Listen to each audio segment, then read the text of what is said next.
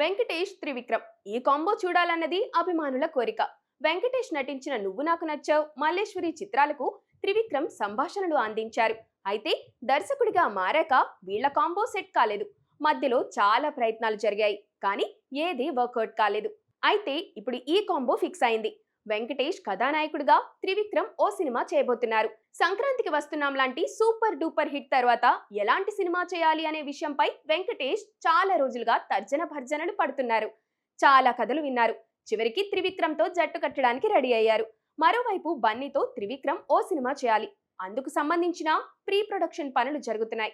ఈలోగా Atlee Bunny cinema okay అయింది. దాంతో త్రివిక్రమ్ కి మరింత సమయం దొరికింది.